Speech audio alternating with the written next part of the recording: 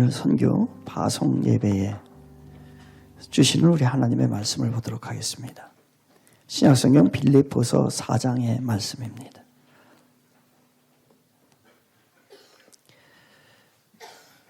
빌립보서 4장 10절부터 19절까지의 말씀을 보도록 하겠습니다. 빌립보서 14장 10절부터 19절까지의 말씀입니다. 의다 하나님의 말씀을 경외하는 마음으로 자리에서 정중하게 일어나시겠습니다. 우리 10절부터 19절까지 같이 합독합니다. 시작. 내가 주 안에서 크게 기뻐함은 너희가 나를 생각하던 것이 이제 다시 싹이 남이니 너희가 또한 이를 위하여 생각은 하였으나 기회가 없었느니라. 내가 궁핍함으로 말하는 것이 아니니라. 어떠한 형편에든지 나는 자족하기를 배웠노니 나는 비천에 처할 줄도 알고 풍부에 처할 줄도 알아. 모든 일 곧 배부름과 배고픔과 풍부와 궁핍함에도 처할 줄 아는 일체의 비결을 배웠노라. 내게 능력 주시는 자 안에서 내가 모든 것을 할 수 있느니라. 그러나 너희가 내 괴로움에 함께 참여하였으니 잘하였도다. 빌립보 사람들아 너희도 알거니와 복음의 시초에 내가 마게도냐를 떠날 때에 주고받는 내 일에 참여한 교회가 너희 외에 아무도 없었느니라. 데살로니가에 있을 때에도 너희가 한 번뿐 아니라 두 번이나 나의 쓸 것을 보내었도다. 내가 선물을 구함이 아니요 오직 너희에게 유익하도록 풍성한 열매를 구함이라. 내게는 모든 것이 있고 또 풍부한지라. 에바브로디도 편에 너희가 준 것을 받음으로 내가 풍족하니 이는 받으실 만한 향기로운 제물이요 하나님을 기쁘시게 한 것이라. 나의 하나님이 그리스도 예수 안에서 영광 가운데 그 풍성한 대로 너희 모든 쓸 것을 채우시리라. 아멘. 앉으시면서 인사합니다. 사랑합니다. 감사합니다. 인사합니다.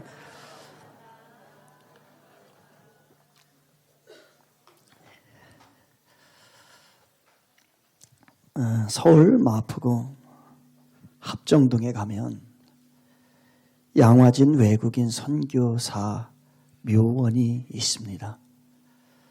그곳에는 145명의 외국인 선교사들과 그들의 가족들이 묻혀 있지요. 구한말부터 우리나라에 복음을 증거하기 위하여 온 선교사들은 주로 미국, 영국, 호주, 캐나다, 스웨덴, 심지어는 남아프리카 공화국에 있는 사람들까지도 왔었지요. 그들은 대부분 우리보다도 부유한 나라에서 사실은 온 사람들입니다. 그들은 자기네 나라에서도 얼마든지 성공을 할 수 있었고 얼마든지 부유하게 살 수 있었던, 그리고 누구보다도 유능한 인물, 젊은이들이었습니다. 그 상당수의 그 꿈을 가지고 있는 젊은이들이 바로 우리나라에 왔던 거지요. 그 중에 루비 캔드릭이라고 하는 여성 선교사가 있습니다. 그 루비 캔드릭이라는 선교사님의 묘지 앞에 가면 그 묘비를 이렇게 써놨습니다. 내게 1000개의 생명이 주어진다면 그 모든 생명을 조선을 위해 바치리라. 루이 캔드릭 선교사님은 1907년 9월에 텍사스 주에 있는 앱윗 청년회, 감리교 선교단체죠. 그 청년회의 후원을 받고서 한국 선교사로 내한을 하게 됩니다. 그녀는 여성의 몸으로 개성해서 이제 사역을 처음 시작을 하지요. 그러다가 내한한 지 9개월도 못 되어서 1908년 6월 19일에 맹장염으로 우리나라에서 죽게 됩니다. 캔드릭 선교사님이 이제 죽기 전에 그의 부모님에게 이러한 편지를 보냈습니다. 아버지, 어머니, 이곳 조선 땅에 오기 전 집들에 심었던 꽃들이 활짝 피어났다는 소식을 들었을 때 하루 종일 집 생각만 했습니다. 이곳은 참 아름다운 곳입니다. 모두들 하나님을 닮은 사람들인 것 같습니다. 선한 마음과 복음에 대한 열정으로 보아 아마 몇십 년이 지나면 이곳은 주님의 사랑이 넘치는 곳이 될 것 같습니다. 저는 복음을 듣기 위해 20km를 맨발로 걸어오는 어린아이들을 볼 때 그들 안에 계신 하나님의 사랑 때문에 오히려 위로를 받습니다. 그러나 한편에서는 탄압이 점점 심해지고 있습니다. 그저께는 주님을 영접한 지 일주일도 안 된 새신자 서너 명이 끌려가 순교를 당했습니다. 선교 분부에서는 철수하라고 지시했지만 대부분의 선교사들은 그들이 전도한 조선인들과 아직도 숨어서 예배를 드리고 있습니다. 그들은 모두가 순교할 작정인가 봅니다. 아버지, 어머니, 오늘 밤은 유난히도 고향으로 돌아가고 싶습니다. 외국인을 죽이고 기독교를 증오한다는 소문 때문에 부두에서 저를 끝까지 말리셨던 어머니의 얼굴이 자꾸 제 눈앞에 어른거립니다. 아버지, 어머니, 어쩌면 이 편지가 마지막일 수도 있습니다. 제가 이곳에 오기 전 뒤뜰에 심었던 한 알의 씨앗으로 인해 이제 내년이면 온 동네가 꽃으로 가득하겠죠. 저는 이곳에 작은 씨앗이 되어 이 땅에 묻히게 되었을 때 아마 하나님의 시간이 되면 조선 땅에는 많은 꽃들이 피고 그들도 여러 나라에서 씨앗이 될 것입니다. 저는 이 땅에 저의 심장을 붓겠습니다. 어머니, 아버지, 사랑합니다. 죽기 전에 선교사님이 보낸 편지지요. 젊은 선교사들은 무엇을 얻겠다고? 그 미지의 땅, 암흑의 땅, 우리나라 조선에 왔을까요? 왜 그들은 불편과 위험과 죽음을 감수하면서 일생을 바친 것일까요? 만약에 그들이 세상적인 계산을 했더라고 하면 결코 조선에 발을 내디딜 수가 없었을 것입니다. 무엇이 그들을 조선으로 오게 만들었을까요? 오늘 우리 청지기 교회는 무엇 때문에 큰 비용과 위험 부담을 갖고서 저 거친 필리핀 땅으로 가려고 하는 것일까요? 그것은 분명합니다. 그것은 지상 명령 때문입니다. 너희는 가서 모든 민족을 제자로 삼아 아버지와 아들과 성령의 이름으로 침례를 베풀고 내가 너희에게 분부한 모든 것을 가르쳐 지키게 하라. 볼지어다 내가 세상 끝날까지 너희와 항상 함께 있으리라 하시니라. 이것은 예수님의 유언입니다. 마지막으로 우리에게 부탁하고 가신, 교회에게 부탁하고 가신 유언인 것이지요. 지상 명령입니다. 그 선교사들은 오직 주님 이 명령 하나 순종하겠다라고 하는 그 마음을 가지고 이 땅에 온 것입니다. 당시 조선은 변변치 못한 의료시설이었습니다. 선교사 가운데서는 질병으로 죽기도 했습니다. 그들의 가족을 조선 땅에서 잃어야 했지요. 그러나 그들은 한마디의 원망도 없었습니다. 그들에게 맡겨주신 사명을 묵묵히 감당을 했던 것입니다. 이렇게 해서 오늘날 한국은 교회가 세워졌고 우리 한국 사람들은 구원을 받게 되었던 것입니다. 교회에게는 의무와 책임이라는 것이 있습니다. 그 의무와 책임이 무엇일까요? 그것은 바로 복음을 전파하고 영혼을 구원하는 것이 교회의 의무와 책임인 것입니다. 예수님은 하늘로 올라가시기 전에 교회에게 명령을 하나 주셨습니다. 그 명령이 바로 복음을 증거하는 거지요. 너무나 이것이 위대하기 때문에 우리는 이것을 위대한 지상 명령이다. The Great Commission이다 라고 이야기를 합니다. 여러분, 어떤 교회가 좋은 교회이고 어떤 교회가 바른 교회입니까? 이 지상 명령에 순종하고 수행하는 교회가 바른 교회이고 좋은 교회인 것입니다. 교회는 복음을 증거해야 합니다. 복음을 전파해야 합니다. 사람들이 복음을 듣지 않으면 믿음을 가질 수가 없지요. 사람들이 믿음을 갖지 않으면 구원을 받을 수가 없습니다. 사람들이 구원을 받지 못하면 지옥에 가게 됩니다. 그러니 복음 전파는 교회의 아주 중대한 사명인 것입니다. 우리 청지교회는 어떤 교회가 되어야 할까요? 우리 교회가 바로 이 예수님의 지상 명령을 이루는 교회가 되어야 합니다. 우리 청지교회가 예수님의 지상 명령을 알고 그리고 선교를 위하여 몸부림치는 교회가 되어야 될 줄로 믿습니다.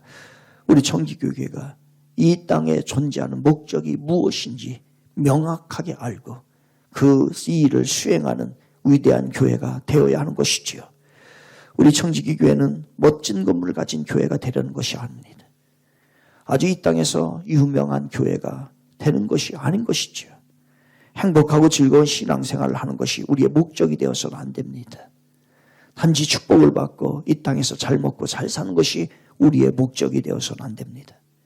우리 청지교회가 이 땅에 존재하는 목적은 예수님의 지상 명령인 선교를, 영혼을 구원하기 위하여 존재하는 것입니다. 이 일을 수행하고자 합니다. 이 일을 그동안에 우리는 간헐적으로 선교에 대한 모습을 보여줬지만 이제는 본격적으로 더 거침없이 낮은 곳으로 향하여서 주의 복음을 증거하기를 간절히 원합니다. 그런 모습으로 이번 필리핀 선교를 저희들이 가는 것입니다. 신약교회를 가보게 되면 신약교회는 이 명령에 아주 잘 순종했던 두 교회가 있습니다. 하나는 안디옥 교회라는 곳입니다. 또 하나 교회가 있습니다. 그 교회는 빌립보 교회입니다. 안디옥 교회는 선교사 바울을 파송한 교회예요. 그리고 빌립보 교회는 그 바울을 파송하고 그 바울을 후원한 교회가 빌립보 교회입니다. 그래서 신학교회에서 가장 위대한 예수 그리스도의 명령을 잘 감당한 교회가 두 교회인 것이죠. 지난번에는 제가 안디옥 교회에 대한 이야기는 말씀을 나누었습니다. 오늘은 좀 더 빌립보 교회에 대한 이야기를 나누려고 합니다. 우리가 선교한다라고 얘기를 합니다. 선교한다라는 것은, 선교란 무엇입니까? 바로 복음을 증거하는 것, 복음을 전하는 것이 선교인 것입니다. 그럼 여기서 한번 우리가 짚고 넘어가겠습니다. 복음이란 무엇일까요? 여러분, 복음은 무엇입니까? 아주 간단합니다. 우리 인간이 하나님 앞에 모두 죄인이라는 것을 인정하는 것입니다. 그리고 예수 그리스도를 믿는 자에게는 하나님이 죄에 대해서 용서해 주신다는 거예요. 그리고 이 죄를 용서받으면 천국에 간다는 것입니다. 이것이 복음인 것입니다. 이 세 가지를 다시 요약합니다. 우리 같이 한번 해보겠습니다. 우리 인간이 하나님 앞에 모두 죄인이다. 시작. 예수 그리스도를 믿는 자에게는 하나님이 죄를 용서해 주신다.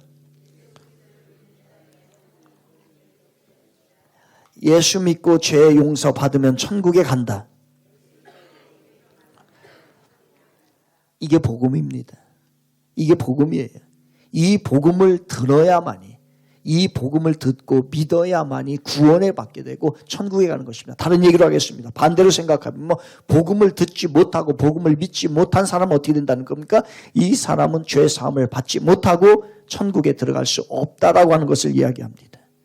바로 복음의 정신이 있는 성도들은, 바로 이 정신이 있는 사람들은 멸망하는 사람들 향하여 그대로 두고 볼 수 없기 때문에 가야 하는 것입니다. 복음의 정신이 있는 교회는 멸망하는 사람들에게 선교를 하는 것입니다. 선교는 복음의 정신이 있어야만이 할 수 있는 거예요. 복음의 정신이 없으면 선교를 할 수가 없습니다. 영혼을 구원하고자 하는 그 정신이 없으면 선교할 수 없는 것입니다. 바로 빌립보 교회가 복음의 정신이 있었다는 거예요. 빌립보서 1장 5절에 보면 너희가 첫날부터 이제까지 복음을 위한 일에 참여하고 있기 때문이다 라고 했습니다. 바로 빌립보 교회는 복음 안에서 교제했고, 복음 안에서 수고했고, 복음을 따라서 생활을 했고 복음을 위해서 협력하고 애를 쓴 교회가 빌립보 교회입니다. 바로 복음이었던 것입니다. 단순히 그들은 복음을 이해하는 수준이 아니었습니다. 이 복음의 교회가 바로 복음이 교회의 중심이었고 그들의 삶의 전부였던 것이죠. 그래서 빌립보 교회는 복음 안에서 선교를 할 수 있었던 겁니다. 우리 정직교 교회가 복음의 정신으로 가득 채워지기를 바랍니다. 복음의 사명을 전하는 교회가 되길 바랍니다. 우리가 이번 필리핀에 가는 것은 복음을 전하러 가는 것입니다. 여행 가는 거 아니지요. 놀러 가는 것 아닙니다. 그래서 이번에 우리 41명의 선교대원들에게 주지를 시켰습니다. 자기 개인 돈도 하나도 안 가져갑니다. 개인 돈 가서 자기가 쓸 수 있는 것이 하나도 없습니다. 그리고 가서 오고 가면서 여행을 한다든지 아니면은 무슨 물건을 산다든지 이것은 저희들이 일체 금지를 시켰습니다. 오직 이번에 가서 하는 것은요, 개인적으로 할 수 있는 일이 아무것도 없습니다. 가서 복음을 증거하고 부족하지만 저희들이 아무것도 할 수 없지만 그러나 주님이 주신 은혜대로 저희들이 복음을 전하러 가는 것입니다. 단순하게 봉사 차원도 아닌 것이지요. 여행도 아닌 것입니다. 놀러 가는 것 아닙니다. 오직 어떠한 방법이든지 우리가 가지고 있는 은혜를 가지고 그들에게 은혜를 나누려고 하는 것입니다. 아직 복음을 듣지 못하고 복음을 왜곡하는 사람들이 너무나 그곳에는 많습니다. 그래서 그들이 복음을 듣고 예수 그리스도를 믿게 하기 위함인 것입니다. 그들이 복음을 듣고 구원을 받게 하기 위함입니다. 그들이 복음을 듣고 천국을 가게 하기 위함입니다. 그들이 복음을 듣고 하나님의 뜻대로 살게 하기 위하여서 저희들은 수고를 애를 쓰고 우리는 그 선교지로 가게 되는 것입니다. 이번 선교의 목적은 분명합니다. 바로 복음을 전하는 것입니다. 우리 정직교회가 이 복음의 정신이 있기를 바랍니다. 이 복음의 정신을 가지고 세계 열방 가운데 가서 주의 이름을 높이는 귀한 은혜의 역사가 우리 정직교회를 통해서 일어나기를 주님의 이름으로 축원을 드리겠습니다. 이것이 바로 빌립보 교회였어요. 또한 빌립보 교회는 아까 말씀드린 대로 선교사들을 잘 돌봤습니다. 후원을 잘했어요. 10절에 보면 이렇게 나옵니다. 내가 주 안에서 크게 기뻐함은 너희가 빌립보 교회가 나를 생각하던 것이 이제 다시 싹이 나미니 너희가 또한 이를 위하여 생각은 하였으나 기회가 없었느니라. 무슨 얘기냐면요. 바울이 그들이 바울을 후원하는 것에 대해서 늘 생각했던 거예요. 그 바울을 늘 생각하면서 선교사를 생각하면서 살았다는 겁니다. 생각한다는 것은 여기서 무슨 뜻이냐면요. 관심을 가지고 돌봐준다는 뜻입니다. 빌립보 교회는 선교사 바울을 잘 돌봤습니다. 바울이 복음을 증거하다가 로마에 1차 투옥이 됩니다. 감옥에 갇혔어요. 그런데 수많은 교회들이 있잖아요. 사도 바울이 개척한 수많은 교회들이 있잖아요. 그런데 그들은요, 한 번도 바울을 돕지를 않습니다. 유일하게 로마의 1차 감옥에 있을 때에 유일하게 도왔던 교회가 어느 교회냐면 바로 빌립보 교회였고 빌립보 교회 성도였어요. 그래서 바울이 생각을 할 때에 너무너무 고마웠던 거예요. 그런데 빌립보 교회는 그 바울이 어려울 때에, 정말로 어려울 때에 그들은 최선을 다해서 바울이 그 선교를 할 수 있도록 애를 썼던 겁니다. 18절에 보면 이런 말씀이 나와요. 내게는 모든 것이 있고 또 풍부한지라. 에바브로 디도 편에 너희가 준 것을 받았으므로 내가 풍족하니 이는 받으실 만한 향기로운 제물이요 하나님을 기쁘시게 한 것이라. 사도 바울은 이것을 이렇게 고백합니다. 이거는 나를 기쁘게 한 것이 아니고 하나님을 기쁘시게 한 행위라는 거예요. 여러분, 우리 이번에 선교를 가는데요. 1년간에 걸쳐서 우리가 준비를 했지 않습니까? 작년에 제가 2월 달에 선교지를 갔다 왔고 그러면서 거기서 하나님께서 비전을 주시고 1년간 준비하면서 우리 성도님들이 얼마나 이 일을 위해서 애를 썼는지 모릅니다. 이 모양 저 모양으로 선교 헌금을 했고요. 기도를 했고요. 그러는 가운데 이 모든 것을 우리 하나님이 받으신 줄로 믿습니다. 가장 하나님이 기뻐하시는 일이었다는 것이죠. 그래서 빌립보 교회는 그런데요. 부자의 교회가 아니었어요. 빌립보 교회는 굉장히 가난한 교회였습니다. 그래서 바울의 마음속에 더 기억이 났던 거예요. 자기도 어려운데 바울이 선교할 수 있도록 애를 써서 후원을 했던 겁니다. 여러분, 사실 돈이 많다고 많이 베푸는 것은 아닌 것 같습니다. 베풀고자 하는 정신이 있을 때 베푸는 삶을 사는 것이지요. 돈이 많은 사람은 돈을 의지하고 살기 때문에 그 돈이 없어지면 자기는 죽는다라고 생각을 합니다. 그래서 베풀지 못해요. 하지만 가난한 사람은 있으나 없으나 본전이에요. 그래서 베푸는 거예요. 그런데 그 귀한 마음을 하나님이 받으신다는 거죠. 여러분, 우리나라 속담에 이런 속담이 있는 거 아시죠? 퍼주고 망한 장사 없다. 퍼주었는데요, 망한 장사가 없다는 거예요. 퍼주는 것은 손해 같지만 길게 보면 퍼주는 것이 하나님에 대한 투자라는 거예요. 이런 이야기가 있습니다. 어떤 식당에 일하던 종업원이 사장님하고 싸웠어요. 그래서 싸워가지고서 이 종업원이 사장님 망했으면 좋겠는 거예요. 그래서 그날부터 작심을 한 거예요. 종업원이. 우리 사장님 망했으면 좋겠다. 나랑 싸웠으니까. 그래서 그날부터 종업원이 오는 손님들에게 사장님 몰래 고기를 더 많이 줍니다. 계속 많이 줬어요. 사장님 망하라고 많이 준 거예요. 망하라고. 그랬는데 소문이 나기 시작한 거예요. 그 식당에 가니까 고기를 많이 준다더라. 그래가지고 나중에는요, 이 줄을 서가지고서 손님들이 기다렸던 거예요. 나중에 보니까요, 이 사장님이 그것 때문에 부자가 됐다는 거예요. 맞습니다, 여러분. 퍼주고 망한 장사는 없다는 거예요. 여러분, 선교하다가 굶어 죽었다고 하는 사람 봤습니까? 한 번도 들어보지 못했어요. 선교를 해가지고서 은혜를 받았다, 축복을 받았다, 문제가 해결됐다는 것은 수없이 들었습니다. 그런데 제 평생에 선교에다가 망해서 죽었다, 우리 집안은 실패했다라고 하는 사람 한 번도 보지 못했습니다. 여러분, 선교하다가 망한 교회 봤습니까? 하나도 없습니다. 아니, 있을 수가 없어요. 그건 있을 수가 없는 일이에요. 그러면 하나님 살아계신 하나님이 아닌 것입니다. 교회 성장학의 세계적 권위자인 피터 와그너 박사가 미국에서 성장하는 교회의 특징을 말했어요. 3가지를 이야기합니다. 첫째는요, 말씀이 살아 움직이는 교회. 2번째, 성령의 능력이 차고 넘치는 교회. 3번째요, 전력을 다하여 선교하는 교회라는 것이에요. 바로 선교를 할 때 오히려 교회가 성장이 되고 교인들이 축복을 누리고 하나님의 풍성한 은혜를 더 주실 줄을 믿습니다. 물론 이것은 우리의 주 목적은 아닙니다. 사실은요. 단지 주님의 명령인 것이. 그래서 우리는 가는 겁니다. 지금 우리나라가 여러분 얼마나 어렵습니까? 지금은 우리나라의 위기입니다. 분열을 하고 있습니다. 제가 느끼기에는요, 칼날에 양 끝날에 서 있는 것 같습니다.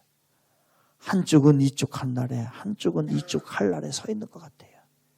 경제도 마찬가지입니다. 경제도 얼마나 분열이 되는지 모릅니다. 빈익빈 부익부 현상이 너무너무 많아요. 그러니 양날의 칼에서 서로 간에 싸우고 있는 것이 우리나라 위기인 것입니다. 바로 이럴 때에 이 나라를 살릴 수 있는 길이 뭐라고 생각하십니까? 저는 내부적으로 외부적으로 봐야 한다고 생각합니다. 먼저 내부적인 상황입니다. 우리나라가 철저히 하나님의 뜻대로 살아야 합니다. 첫째는 사상이에요. 우리나라의 사상이 사회주의를 여과 없이 받아들이는 잘못된 평화정책은 굉장히 위험합니다. 굉장히 위험해요. 그런 말이 있습니다. 사상이 바뀌는 것은 담배 끊는 것보다 어렵다. 어렵습니다. 잘못된 사상이 우리나라에 물들게 되면 이것은 나중에 고치기가 어려운 것이에요. 또한 질서입니다. 하나님께서는 우리에게 질서를 주셨어요. 하나님의 창조 질서가 있습니다. 동성애를 합법화하고 동성애 결혼을 인정하는 것은 사탄의 계략인 것입니다. 이것은 내부적으로 우리가 바꿔야 되는 거죠. 또한 종교적입니다. 경제적인 논리 때문에 이슬람들을 무분별하게 받아들이는 것은 멸망을 자초하게 되죠. 이건 위험합니다. 또한 사이비 이단들을 용납해서는 안 됩니다. 이건 종교적인 문제예요. 또 하나 도덕적인 문제가 있습니다. 사회, 교회, 개인이 도덕적이어야 합니다. 철저하게 도덕적이어야 돼요. 어제 밤 10시 넘어선가 제 친구랑 통화를 했습니다. 통화를 했는데 목회자를 구하려고 목회자를 공지했는데 한 분이 왔다는 거예요. 왔는데 분당의 찜내교 중에서 가장 큰 교회 중에 하나인 찜내교회에서 6개월 있다가 나왔다는 거예요. 그런데 자기네 교회에 신청을 했다는 거예요. 왜 나왔냐 물었다는 거예요. 나온 이유가요. 뭔지 아십니까? 그곳에 지원을 해서 갔는데 환영회를 해주더라고요. 환영회를 해주는데요. 환영회에 술잔을 돌리더라는 겁니다. 우리 교회로 말하면요. 지금 인턴 전도사님들이 왔는데 그 인턴 전도사님 큰 교회니까 많을 거 아니에요. 많은데 첫날 모임에 식사를 하면서 하는데 환영회입니다라고 하는데 술잔이 다 들어가더라고요. 그래서 자기가 거기서 있을 수 없어서 6개월 만에 나왔다고 어제 그 얘기를 하더라고요. 그러면서 그 친구가 하는 말이 뭐라고 하는지 아십니까? 한국에 많은 목사들이 술에 취해 있다는 거죠. 여러분, 도덕적으로 부패해서 나라를 세울 수 없습니다. 철저하게 도덕적이어야 돼요. 우리 그리스도인들이 철저하게 도덕적이어야 합니다. 위기일수록 여러분, 지금일수록이요, 도덕적이어야 돼요. 말을 함부로 해서도 안 되고 행동을 함부로 해서도 안 되고 그리고 불의와 타협해서도 안 되고 철저하게 도덕적인 모습으로 가야 합니다. 사탄과 공산주의와 이단은 아주 비슷한 사상과 행동을 합니다. 숨기고 거짓말하고 분열시키고 결론은 망하게 되지요. 도덕적이지 못합니다. 그래서 이것들을 조심해야 돼요. 이것이 우리나라에 침투하는 것을 조심해야 돼요. 또한 외부적으로 이겨나갈 수 있는 방법은 뭘까요? 그것은 우리나라 역사를 토대로 봤을 때 선교인 것입니다. 우리나라가 선교에 대한 정신이 약화되자 나라가 힘들어지기 시작합니다. 과거에 한국교회가 선교사들을 많이 보냈습니다. 또한 선교사들은 죽음을 각오하고 선교를 했지요. 그 결과 우리는 유례없는 경제 강국이 되었던 것입니다. 선교를 통해서 우리나라가 건재하게 되었던 것이죠. 그러나 우리나라가 바로 위기입니다. 이러한 위기일수록 더 복음의 능력이 나타나야 될 줄로 믿습니다. 더 선교해야 되고요. 더 우리가 복음으로 복음의 정신으로 뭉칠 때에 하나님의 역사는 이루어지는 것입니다. 그리고 성경은 약속해요. 뭐를 약속합니까? 선교가 여러분의 모든 문제를 해결하여 주실 줄로 믿습니다. 17절에 보면 이런 말씀이 나와요. 내가 선물을 구함이 아니요 오직 너희에게 유익하도록 풍성한 열매를 구함이라 라고 나옵니다. 이걸 다시 제가 번역해서 해드릴게요. 이렇게 해석할 수 있습니다. 내가 그들에게 선물을 구하는 것이 아닙니다. 당신들의 천국 계좌에 쌓여 가는 것을 내가 구하고 바라는 것입니다. 이 뜻이에요. 그러니까 뭡니까? 우리가 하나님 앞에 선교를 하고 애를 쓰고 수고하고 노력을 하고 그리고 선교 헌금을 한 것은 어떻다고 해요? 하나님께서 특별 계좌를 만들어 놓고서 거기에 쌓아 놓고 계시다는 거예요. 이게 오늘 본문입니다. 그래서 바울이 이것을 알고 이것을 하나님 앞에 구했다는 것이에요. 빌립보 성도들이 보낸 헌금이 다 없어지는 게 아닙니다.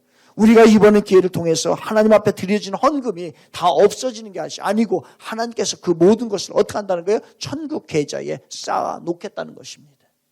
그리고 필요에 따라서 여러분에게 허락해 주시고 상급으로 돌려주시겠다라고 하는 것이죠. 여러분 지금 하루에 6만 명에 가깝게 사람들이 예수님을 모르고 죽어가고 있습니다. 하루에 6만 명 정도가 지옥에 떨어져 가고 있다는 것입니다. 사랑하는 청지기 성도 여러분, 하루에 6만 명이 지옥에 떨어지고 있는데 너는 무엇을 하고 있느냐라고 하는 음성이 들리지 않습니까? 선교는 자랑을 위하여 하는 것이 아닙니다. 사실 선교는 청지기 교회가 부흥하려고 하는 욕심으로 하는 것도 아닌 것이지요. 선교는 축복받기 위함도 아닙니다. 선교는 내가 여유롭기 때문에 가난한 자들에게 적선하는 것도 사실은 아닙니다. 선교는 영혼을 구원하는 것입니다. 지옥으로 향하는 영혼을 생명의 길로 인도하는 것이지요. 우리 청지기 교회가 이 사명 거침없이 낮은 곳으로 향하는 청지기 교회가 되기를 바랍니다. 어떤 성도님들은 가는 선교사가 될 것이고 어떤 성도님들은 보내는 선교사가 될 거예요. 다 중요합니다. 가든 보내든 모두 중요합니다. 이 일을 우리가 합력하여서 선을 이루어야 되는 것이지요. 고영원 씨가 만든 부흥이라고 하는 복음송이 있습니다. 이 땅의 황무함을 벗어서 하늘의 긍휼을 베푸시는 주여, 우리의 죄악 용서하소서, 이 땅 고쳐주소서라고 하는 복음송이 있습니다. 거기서 그 고영원 씨는 고백을 합니다. 이 땅의 황무함을 벗어서. 필리핀 땅은 영적으로 황무한 땅입니다. 황무하다는 것은 거칠고 황폐해졌다는 뜻이지요. 죄악으로 인하여서 황폐해졌습니다. 즉 이대로 가다가는 멸망 당할 수밖에 없는 그러한 세상이라는 것입니다. 필리핀 땅이 바로 그런 곳입니다. 우상이 얼마나 심한지 모릅니다. 미신이 얼마나 심한지 모릅니다. 사탄의 지배가 얼마나 심한 세상인지 모릅니다. 그러나 고영원 씨는 회복의 길을 제시하고 있습니다. 이제 우리 모두 하나 되어 이 땅에 무너진 기초를 다시 쌓을 때 우리의 우상들을 태우실 성령의 불 임하소서, 부흥의 불길 타오르게 하소서, 진리의 말씀 이 땅 새롭게 하소서, 은혜의 강물 흐르게 하소서, 성령의 바람 이제 불어와 오 주의 영광 가득한 새날 주소서, 오 주님 나라 이 땅에 임하소서. 우리가 하나가 되어 황폐하게 무너진 땅을 회복시켜야 합니다. 그러할 때에 성령의 능력이 그 황폐한 땅에 임할 것입니다. 우리가 부르짖고 우리가 나아가고 우리가 선교할 때에 그 황폐한 땅이 주님의 은혜의 땅이 될 줄로 믿습니다. 우리의 선교를 통하여 하나님께서는 그 땅을 불쌍히 여겨 고쳐주실 것입니다. 우리의 선교를 통하여 그들에게 준비되어 있던 심판과 멸망을 하나님이 취소하실 것입니다. 영적으로 황폐한 그 땅이 우리 선교를 통하여 회복되는 그 은혜를 그들이 경험하게 될 것입니다. 이제 우리 청지교회는 거침없이 낮은 곳으로 향하기를 간절히 원합니다. 낮은 곳으로 가서 예수 그리스도의 복음을 증거하기를 바랍니다. 이제 청지교회는 새로운 선교의 시작을 이루어갈 것입니다. 가장 낮은 곳에서 가장 낮은 곳으로 향하여서 가장 낮은 곳에 임하여서 가장 위대하신 예수 그리스도를 증거할 것입니다. 새로운 선교 역사에 모두 동참하신 여러분 감사드리고 또한 동참하시기 바랍니다. 그래야 하나님의 역사를 이루어가는 우리 청지교회, 새로운 선교의 역사가 시작되는 우리 청지교회 되기를 주님의 이름으로 축원을